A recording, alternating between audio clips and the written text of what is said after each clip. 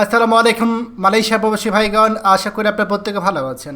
মালয়েশিয়ায় চাকরির নতুন সুযোগ চালু হচ্ছে বাংলাদেশি শ্রমিকদের জন্য বিশাল নিয়োগ পরিকল্পনা।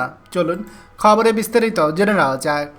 মালয়েশিয়াতে কলিং ভিসা চালু হলে বাংলাদেশি কর্মীরা মালয়েশিয়া যাওয়ার জন্য পাগল হয়ে যাবে, এটাই একেবারে বাস্তবতা। তবে কোন কোন সেক্টরে বাংলাদেশি কর্মীরা যাবে সেটা নিয়ে আমাদের অনেকের মনেই প্রশ্ন আছে।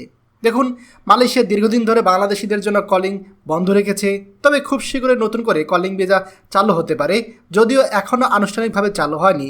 এই নিয়ে বিভিন্ন জায়গায় ভুয়া প্রতিশ্রুতি, টাকা নেওয়া, পাসপোর্ট জমা রাখার ঘটনা ঘটছে।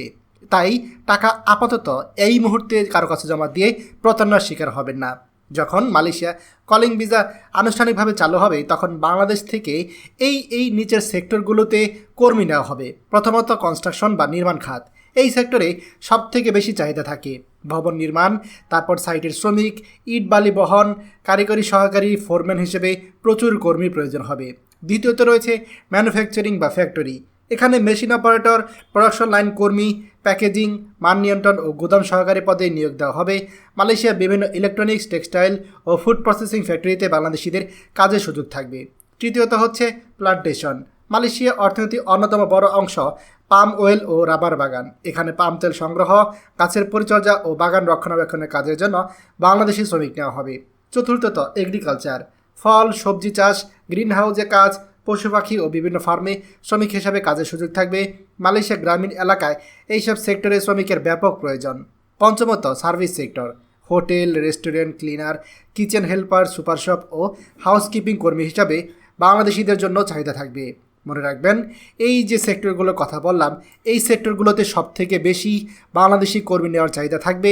এর বাইরেও কিছু কিছু সেক্টরে কর্মী নেওয়া হতে পারে, সেটা কলিং ভিসা চালু হলে আমরা হয়তো বিস্তারিত আরও জানতে পারবো। মনে রাখবেন, আবেদন করার সময় শুধুমাত্র সরকারি রিক্রুটিং এজেন্সির মাধ্যমে আবেদনের চেষ্টা করবেন, অর্থাৎ বাংলাদেশ সরকার অনুমোদিত রিক্রুটিং এজেন্সি। ভিসা চালু হওয়ার আগে কোনো এজেন্ট বা দালালের কাছে টাকা এবং গুরুত্বপূর্ণ পাসপোর্ট জমা দেবেন না। মালয়েশিয়ায় সবচেয়ে বেশি চাহিদা রয়েছে কনস্ট্রাকশন, ম্যানুফ্যাকচারিং, প্লান্টেশন, এগ্রিকালচার সেক্টরে। আপনার এই ভিসাটা চালু হলে সরকারিভাবে বাংলাদেশের পক্ষ থেকে বা বিএমএটির পক্ষ থেকে বা প্রবাসী কল্যাণ মন্ত্রণালয়ের পক্ষ থেকে বিস্তারিত নির্দেশনা জানানো হবে। যখনই নির্দেশনা পাবেন, আমরাও জানাই দিব, তখনই আপনারা আবেদন শুরু করবেন। মালয়েশিয়াতে কাজ করতে ইচ্ছুকদের জন্য এটা হতে পারে একটা বিশাল সুযোগ। তাই আপনারা প্রত্যেকেই প্রতারণা থেকে সাবধান থাকুন এবং নিজেরা প্রস্তুতি নিন। যারা এই সেক্টরে কাজ করতে চান, সম্ভব হলে আগে থেকে ট্রেনিং নিয়ে রাখুন, তবে কাউকে টাকা দিবেন না। খবরটি আমাদের মালয়েশিয়া প্রবাসী সকল ভাইদের সাথে এখনই শেয়ার করে সবাইকে এই গুরুত্বপূর্ণ খবরটি জানার সুযোগ করে দিন।